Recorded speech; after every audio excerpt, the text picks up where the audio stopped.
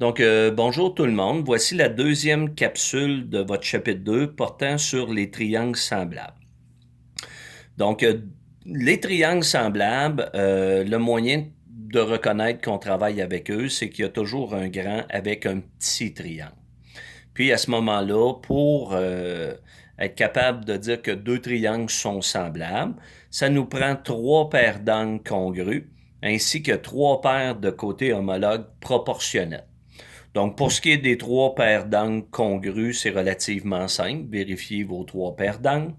Et pour vérifier la proportionnalité de vos côtés, c'est qu'on prend tout simplement le plus grand côté de notre gros triangle avec le plus grand côté de notre petit triangle.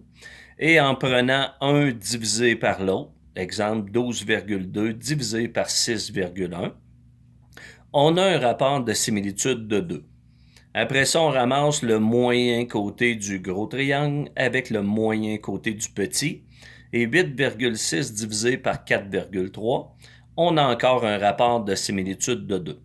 Finalement, que les deux plus petits côtés, 5 divisé par 2,5, c'est là qu'on retrouve encore 2 comme rapport de similitude. Donc, à ce moment-là, nos deux triangles possèdent trois paires de côtés homologues proportionnels. Bon, si on se rappelle un petit peu le symbole pour déterminer que deux triangles sont semblables, c'est tout simplement notre petite vague. Fait que le triangle ABC est semblable au triangle DEF. Pour démontrer que deux triangles sont semblables, on a aussi trois cas de preuve. On a le premier de CP, CP, CP. Donc, quand vous analysez vos deux triangles puis que vous connaissez les trois mesures de côté, c'est juste de vérifier si les côtés sont proportionnels. Fait qu'à ce moment-là, on prend le plus long avec le plus long. 10,5 par 3,5, ça donne 3. Le moyen avec le moyen, ça donne 3 encore. Puis finalement, les deux plus petits côtés, on a un rapport de similitude de 3 encore. Donc, à ce moment-là, on peut nommer que le triangle ABC est semblable au triangle DEF par CP, CP, CP. Pour vérifier la proportionnalité, on peut travailler à l'inverse, le plus petit côté avec le plus petit côté, mais en partant du plus petit triangle vers le plus gros. Puis à ce moment-là, dans les trois cas, on aura un tiers de rapport de similitude.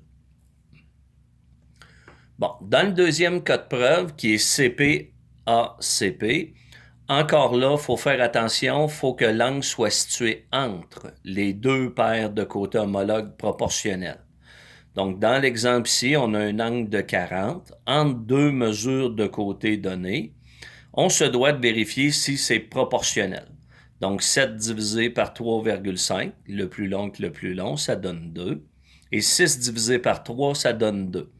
Fait qu'à ce moment-là, mes côtés sont bien proportionnels, puis mon angle de 40 est situé entre les deux. Mais si je cache le premier triangle, puis qu'on analyse le triangle LMK comparativement au triangle ABC, donc à ce moment-là, ils ne sont pas semblables juste au premier coup d'œil, puis tout simplement parce qu'ils n'ont pas mis l'angle de 40 vis-à-vis l'angle B pour qu'il soit situé entre les deux mesures de côté données. Donc à ce moment-là, ces deux triangles-là ne sont pas semblables.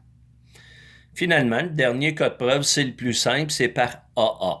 Fait que si vous voyez que vous avez deux paires d'angles congrus, à ce moment-là, ils sont semblables.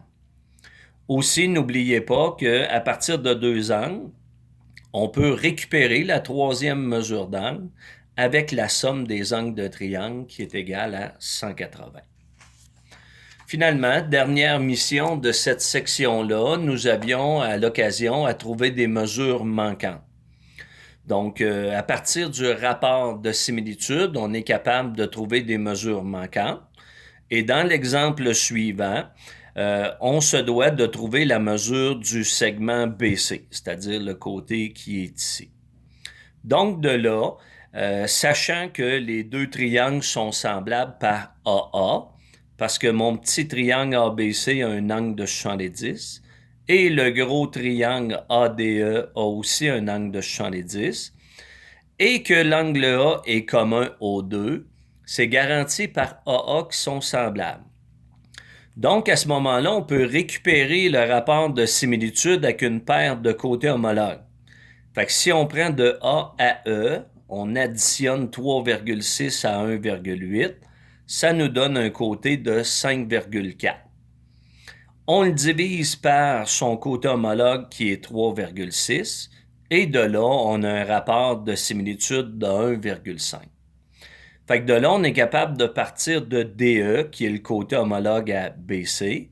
Puis quand on veut rapetisser une mesure, on divise par le rapport de similitude, s'il est plus grand qu'un. Ou sinon, si des fois on part du petit, puis qu'on veut trouver une mesure sur le gros, on multiplie par le rapport de similitude quand il est plus grand que 1. Fait que dans ce cas-ci, on récupère notre 5,1. Pour rapetisser et trouver BC, on le divise par 1,5 comme on a fait ici. Puis à ce moment-là, notre mesure de côté est de 3,4.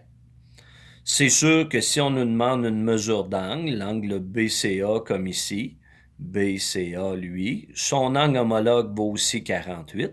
Donc dans ce cas-ci, vu que les deux triangles sont semblables, l'angle vaut 1,8. C'est tout.